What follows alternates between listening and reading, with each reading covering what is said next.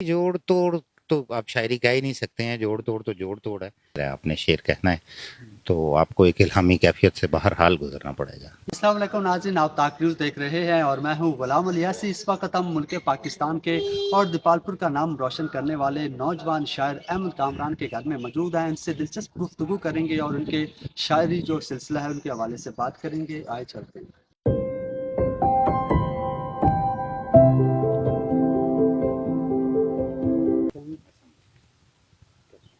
Sir कैसे हैं आप? मैं बिल्कुल ठीक ठाक हूँ, आप कैसे पंजाब पुलिस जरा छापे ही मारा है। हैं? बस ठीक है, आज हाँ जी सर, क्या हाल है? ठीक है अल्लाह का शुक्र है।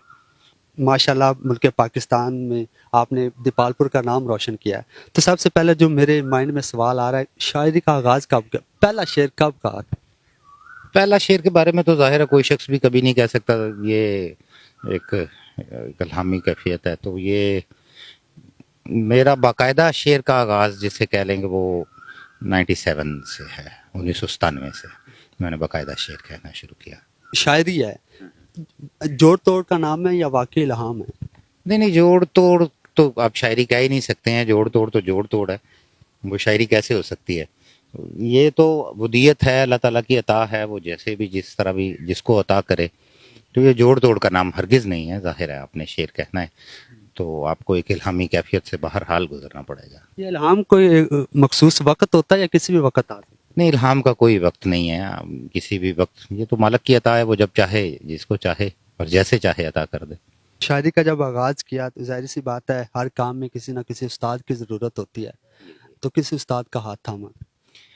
अ, राव नबील साहब बहुत इब्तिदा में मुझे उन्होंने रहनुमाई की शेर के हवाले से, और वही मेरे उस्ताद हैं। बाकी तो मेरे जितने हमअसर हैं वो सब के सब मेरे उस्ताद हैं, जितना भी अच्छा शेर करने वाले हैं। जहाँ तक हमने आपको पढ़ा है, आप माशाल्लाह उर्दू में बहुत ज़्यादा महारत रखते हैं। कभी पंजाबी का भी शौक हुआ या कभी लिखा है? बस कभी कभार वो चंद एक यहाँ पे हमारे यहाँ जो आप मतलब जिस तरह के इलाके में हम हैं, तो पंजाबी में इसे हिठाड़ का इलाका भी कहा जाता है। तो इसलिए हमारे यहाँ पे कुछ पंजाबी राइज है सुनने में, यहाँ के लोगों को अच्छा लगता है। तो कुछ एक बहुत कम, लेकिन ना कहने के बराबर। आए तशरीफ रखें, बैठ। और सर पहले तो ये बताएं कि नाज़रीन भी जानना चाहेंगे कितनी किताबें मंजर आम पर आ चुकी?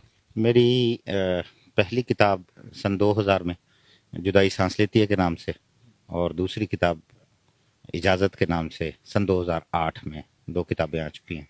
उसके बाद एक दश्त के नाम से किताब ज़ेर तबाह है, मैं उस पर काम कर रहा हूँ। जब पहली किताब आपने लिखी थी तो कितना अरसा दरकार था, कितना वक्त लगा? पहली किताब के बारे में हमारे ज़्यादातर शोरा अपनी पहली किताब का इनकार ही करते हैं कि नहीं जी वो नहीं थी। मैं तो खैर उसका इनकार नहीं करता हूँ। ज़ाहिर है इंसान का एक एक एक अमल है नीचे से ऊपर तक जाने का। तो मेरी पहली किताब मेरी पहली डायरी थी, जिसको मैंने एक शायद शुरू शुरू में एक शौक होता है कि जो कुछ है बस वो किताब की सूरत में छप जाए। तो ये मेरी बहुत इब्तदाई डायरी थी जो किताबी शक्ल में आ गई थी।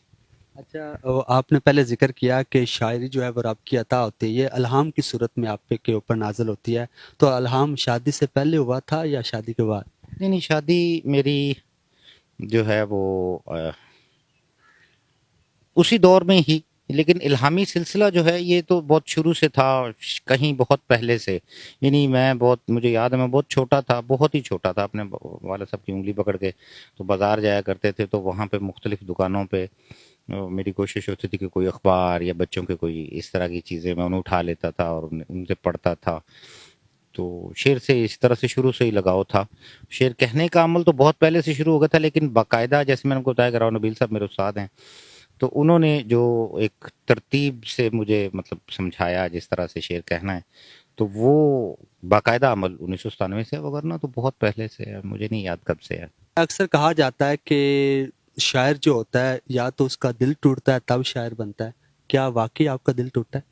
नहीं, ये ऐसा नहीं है। मैंने अभी हम आप जब तशरीफ लाए तो मैंने आपको बताया कि हम बात कर रहे थे कि ये एक इल्हामी कैफियत और ये वदीयत है।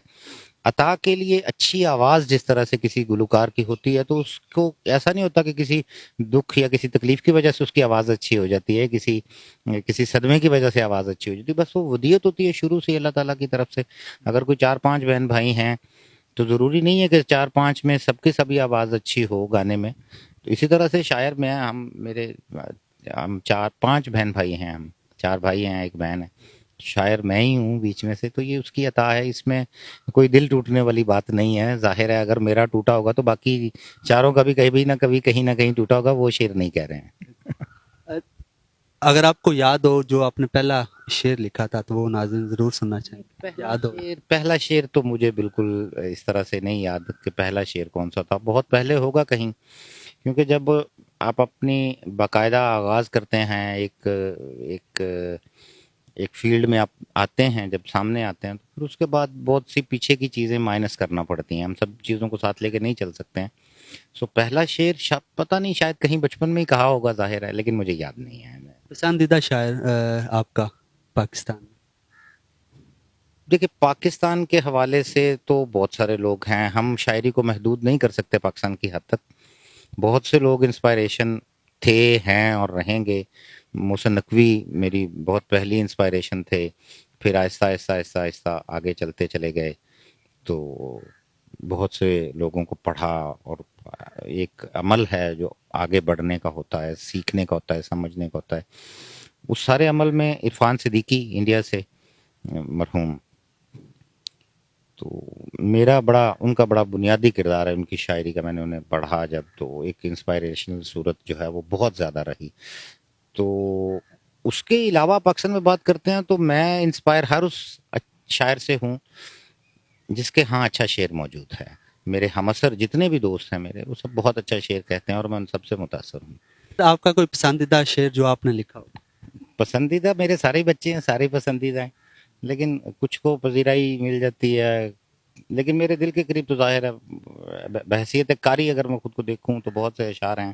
لیکن ایک شعر جسے دوستوں کی طرف سے بھی بڑا گردانا جاتا ہے کہ میری وحشت نے کھلا چھوڑ رکھا ہے مجھ کو، بعض اوقات تو میں گھر بھی چلا جاتا ہوں. نوجوانوں کا جو نئے لکھنے والے ہیں ان کا سب سے بڑا مسئلہ یہ ہوتا ہے، بہت سارے سوالات بھی سامنے آتے ہیں. وہ کہتے ہیں کہ اگر ہم بحروں کی طرف جاتے ہیں، شعر کے وزن کو ٹھیک کرنے کی طرف جاتے ہیں، بحروں پہ ہمیں عبور حاصل ہو جاتا ہے تو ہمارا تلازمہ جو ہے وہ گڑبڑ ہو جاتا ہے. کیا کس حد تک یہ بات سچ ہے؟ نہیں، دیکھیں، اگر آپ بحر کو سامنے رکھ کے شعر کہیں گے تو آپ شعر کہہ ہی نہیں پائیں گے. وہ شاعری نہیں ہوگی. ابھی آپ نے ایک سوال بہت شروع میں کیا تھا کہ الہام ہے یا جوڑ توڑ ہے. تو جب آپ بحر کو سامنے رکھ کے کہیں گے تو وہ تو جوڑ توڑ ہو جائے گا، اور جوڑ توڑ بہرحال شاعری کا نام نہیں ہے. شاعری ایک الہامی کیفیت ہے. یہ جوڑ توڑ، یہ بحریں آپ کے اندر خود بخود ایک انسٹالڈ ہو جاتی ہیں. ہاں یہ ہے کہ ظاہر ہے بعد میں آپ کو اس عمل میں سے گزرنا پڑتا ہے، ان کو سیکھنے کے، ان کو سمجھنے کے. گفتگو کے حوالے سے شعر کی بہت سے معاملات ہیں، تختی کے معاملات ہیں، ان معاملات میں آپ کو دیکھنا پڑتا ہے. لیکن باقاعدہ اس میں یہ جو آپ نے بات کی کہ اگر ہم شعر کو اس پہ رکھ کے دیکھنے لگ جاتے ہیں، بحروں کے اس پہ، تو پھر ہم اپنے تلازمہ سے ہٹ جاتے ہیں. بچہ ہمیشہ ننگا ہی پیدا ہوتا ہے، کپڑے اس کو بعد میں پہنائے جاتے ہیں. تو آپ ایک دفعہ، میری ہمیشہ ہر نئے کہنے والے دوست سے یہی درخواست ہوتی ہے کہ آپ ایک دفعہ کہتے چلے جائیں اور ساتھ میں پڑھتے چلے جائیں. اپنے اثر کو بھی پڑھیں کہ شعر ہو کیا رہا ہے اور کس طرح کا شعر جو ہے وہ سامنے آ رہا ہے. تو پھر اس کے بعد جو شعر ہوگا اس کے لیے آپ کو وہ جوڑ توڑ بھی نہیں ہوگا، اور اس کے لیے آپ کو بحروں کے اس چکر میں بھی نہیں پڑنا پڑے گا. لیکن بحر کی سمجھ بہرحال شاعر کو ہو جاتی ہے. جس طرح سے ایک الہامی کیفیت میں اللہ تعالیٰ کی طرف سے ودیت ہوتا ہے شعر، اسی طرح سے یہ بھی بہور بھی جو ہیں یہ خود بخود ہی سمجھ آ جاتی ہیں. لیکن آپ کو بہرحال ان کا علم بعد میں حاصل کرنا چاہیے. اچھی نظم، اچھا شعر، اچھی غزل لکھنے کے لیے مطالعہ کتنا ضروری ہے؟ دیکھیں، نثر اور شعر کا دامن بالکل جڑا ہوا ہے آپس میں، آپ اس کو مائنس نہیں کر سکتے ہیں. غزل ہے، نظم ہے، نثری نظم ہے. اب نثری نظم کو دیکھیں تو اس میں نثر خود ایک موجود ہے. تو مطالعہ بڑی بنیادی چیز ہے. میں نے بار بار آپ سے عرض کر رہا ہوں کہ آپ اپنے اثر کو پڑھیں، آپ پیچھے دیکھیں، کلاسیکی ادب کو پڑھیں جو آپ کی جدید غزل ہے، جدید تر غزل ہے. اسی طرح جدید ادب، جدید تر ادب اور کلاسیکی ادب، ان سب کے کمبینیشن سے ایک اچھی چیز سامنے آتی ہے. ایک اچھا غزل، ایک اچھا شعر جو ہے وہ سامنے آتا ہے. سر، دیپال پور کے حوالے سے ہم بات کریں گے تو پہل جب آپ نے آغاز کیا تب سننے میں آتا تھا کہ بہت سارے ایسے جو ہمارے بزرگ شاعر تھے अभी दीपालपुर के जो नौजवान हैं इस तरफ किस तरफ बढ़ रहे हैं, क्योंकि आजकल सोशल मीडिया का ज़माना है, तो शायरी की तरफ बहुत कम लोग आ रहे हैं, मुताले की तरफ बहुत कम जो है ना वो नौजवान आते हैं। तो नौजवानों के लिए क्या पैगाम देंगे, और दीपालपुर की बात करेंगे तो किस तरह रुझान है शायरी का? देखें, हमारी जब इब्तदा थी तो तब दीपालपुर में ही कुछ, आप हैरान होंगे कि एक मुशायरे से ज़्यादा के शोरा दीपालपुर शहर में थे। यानी तकरीबन 25 से 30 जब हमारे बाकायदा नशिस्त होती थी महाना बज़्म अदब दीपालपुर की, मैं उसका जनरल सेक्रेटरी भी रहा हूँ, तो उस वक़्त 20 से 25 लोग, बल्कि शायद 25 से भी ज़्यादा शोरा, मुकामी शोरा होते थे, जो आपस में एक माहाना नशिस्त होती थी। मैं उसमें सेक्रेटरी नशर व इशात भी रहा। तो हमारे यहाँ तब ना तो फ़ोन का सिलसिला था, यानी अगर हमारे पास था भी फ़ोन तो शोरा के पास नहीं था, तो हमें बाकायदा वो एक एजेंडा लेके जाके उनसे तामील करवानी पड़ती थी। तो वो बहुत लंबा सिलसिला था, हमें बहुत कुछ सीखने को मिला उन सीनियर से, बहुत ज़्यादा कुछ सीखने को। अब फेसबुक वगैरह, व्हाट्सएप और ये सोशल मीडिया में जो कुछ है, इसमें हमें सीखने को बहुत कुछ मिलता है, लेकिन आपने अभी नौजवानों की बात की, डिपेंड करता है नौजवान पे कि वो किस तरफ जा रहा है, वो उस मीडिया, सोशल मीडिया का जो इस्तेमाल है वो उसको किस अंदाज में कर रहा है। किताब से दूरी का गिला तो हर शख्स कर रहा है, लेकिन किताब की अवेलेबिलिटी मैं समझता हूँ वो पहले से ज़्यादा है कि अगर आप सॉफ्ट कॉपी की तरफ जाते हैं तो पीडीएफ में आपके पास वो बुक्स जो हमें लाइब्रेरीज में भी नहीं मिलती थी और हमें कहीं ना कहीं से जाके मंगवानी पड़ती थी बहुत दूर दूर दूर दराज से, अब तो वो आपकी एक क्लिक पे मौजूद हैं। लेकिन अगर आप किताब दोस्त हैं, किताब पढ़ने वाले हैं, तो मोबाइल आपके हाथ में है, आप पे डिपेंड करता है कि आप उसमें किस तरफ सफ़र करना चाहते हैं। सर जाते हुए कोई जो है वो कुछ शेर सुना दें। 3 शेर आपकी नज़र। धूप को छाँव में बिठाया गया, तब कहीं दिया बनाया गया, मोजज़ा मैं शब फिराक की सुबह अपने कमरे में जिंदा पाया गया। हाय फिर देखेंगे, तुम मेरा शोक क्या मनाओगे, तुमसे तो मैं नहीं मनाया गया। हाय हाय हाय। जी नाज़रीन, मुल्क पाकिस्तान के नामवर शायर और पूरे मुल्क में दीपालपुर की धरती का नाम रोशन करने वाले शायर अहमद कामरान भाई हमारे साथ मौजूद थे। 3 किताबों के खालिक, चौथी किताब भी इंशाल्लाह अगस्त में जो है वो मंज़िल आम पे आ सकेगी।